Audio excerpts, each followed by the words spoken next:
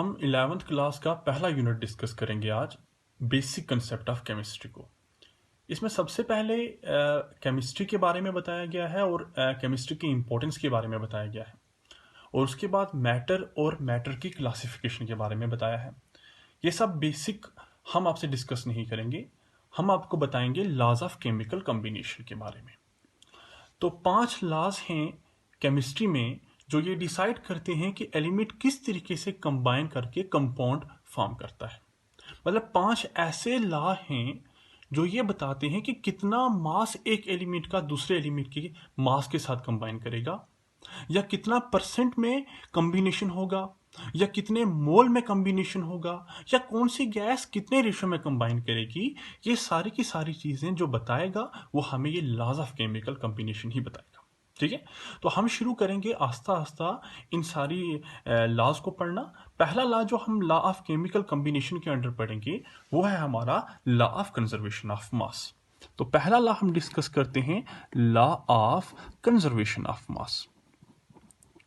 Law of conservation of मास। देखिए, simple है ये लॉ। ये लॉ कहता है कि जब भी केमिस्ट्री में कोई दो एलिमेंट मिलके कंपाउंड का फॉर्मेशन होगा, जब भी केमिस्ट्री में ए प्लस बी कोई दो एलिमेंट है लेट करते हैं, मिलके एक कंपाउंड का फॉर्मेशन होगा ए बी। ठीक है, तो जो मास होगा यहां का, वो मास यहां के मास के बराबर होगा, या ये बोल दीजिए जो यहां का मास होगा वो यहां के मास के इक्वल होगा। ऑलरेडी आप जानते हैं क्लास 10th के अकॉर्डिंग कि यहाँ वाले जो एलिमेंट्स हैं या मॉलिक्यूल हैं उन्हें हम रिएक्टेंट बोलते हैं, इस साइड वाले को हम प्रोडक्ट बोलते हैं। इन शॉर्ट हम ऐसा भी बोल सकते हैं, the mass of reactant is equal to the mass of product. इसी लॉ को हमने ऐसा भी पढ़ा है, ऑलरेडी आपने पढ़ा भी हुआ है इस लॉ को। इस लॉ को हम ऐसा भी पढ़ते हैं, the mass can neither be created nor be destroyed. Mass can neither be created nor be destroyed, nor be destroyed। ये है हमारा simple law of conservation of mass. Simply हम ये भी लिख सकते हैं, the sum of mass of reactant is equal to sum of mass of product. ठीक है, तो law of conservation of mass simple ये कहता है mass of reactant mass of product के बराबर होगा। फॉर एग्जांपल एक एग्जांपल देखिए, carbon plus oxygen give rise to carbon dioxide. बाद में बताया जाएगा आपको कार्बन का एटॉमिक मास जो मैं यहां लिख रहा हूं 12 है, ऑक्सीजन का एटॉमिक मास 16 होता है। ठीक है, तो कार्बन का एटॉमिक मास 12, एक ऑक्सीजन का एटॉमिक मास 16। ठीक है जी, 16। ऑक्सीजन कितने हैं? 2, मल्टीप्लाई कर लीजिए 2 के साथ। यहां प्रोडक्ट में कार्बन का एटॉमिक मास 12 प्लस एक ऑक्सीजन का एटॉमिक मास 16, मल्टीप्लाई कर लीजिए 2 के साथ।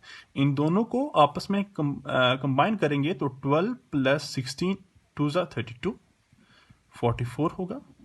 और रिएक्टेंट साइड भी देखा, सबको प्लस करके मास 44 के बराबर ही आया। तो यहां से ये प्रूफ हुआ कि mass of reactant is equal to mass of product. तो ये है law of conservation of mass की एग्जांपल। बट आज के टाइम में ये लॉ वैलिड नहीं है 100%। ठीक है, कुछ रिएक्शन ऐसे भी हैं जहां पे एक इक्वेशन फॉलो होती है, वो इक्वेशन है E is equal to del MC square. कुछ रिएक्शंस हैं जहां पे ये इक्वेशन फॉलो होती है, मतलब क्या कि ऐसी रिएक्शन भी हैं जहां पे 100% रिएक्टेंट का जो मास होगा, 100% रिएक्टेंट का जो मास होगा वो प्रोडक्ट के मास के बराबर नहीं होगा।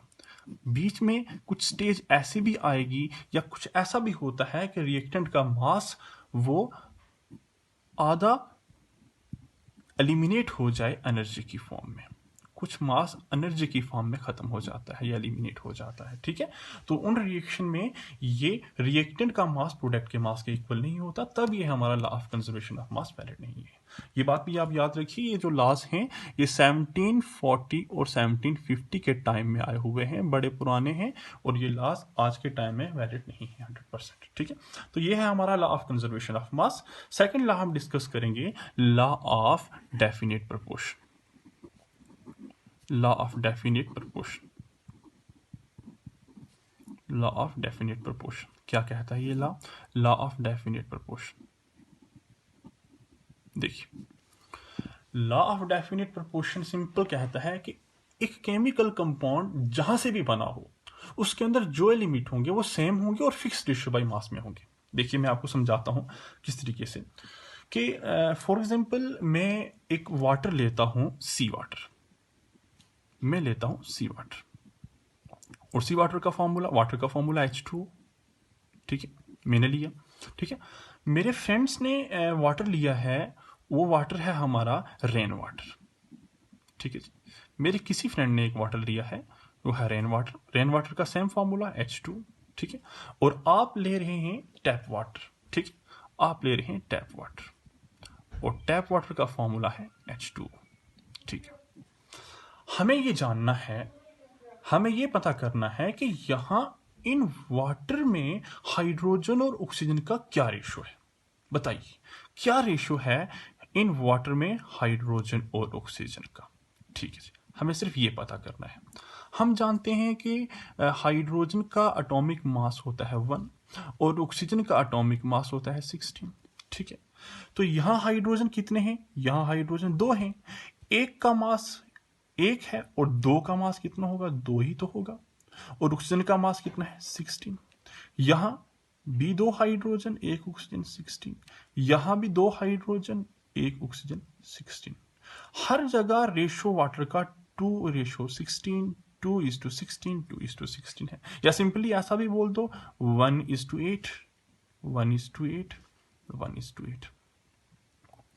तो हर जगह रेशो वाटर का इक्वल है, चाहे वो वाटर सी वाला हो, चाहे वो रेन वाला हो, चाहे वो टैप वाटर हो। तो यही तो मैंने स्टार्टिंग में कहा था कि एक केमिकल कंपाउंड जहां से भी बना हो उसके अंदर जो भी एलिमेंट होंगे, जहां से भी वाटर बना है उसके अंदर जो भी एलिमेंट हैं वो सेम होंगे और फिक्स रेशियो बाय मास में होंगे। ठीक है, तो हम लिखेंगे इसके, a chemical compound, a chemical compound no matter from which source it has been obtained, comma, it will contain the same elements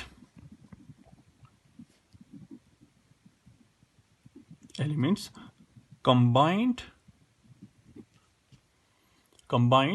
together in the fixed ratio by mass, in the fixed ratio by mass। ये है हम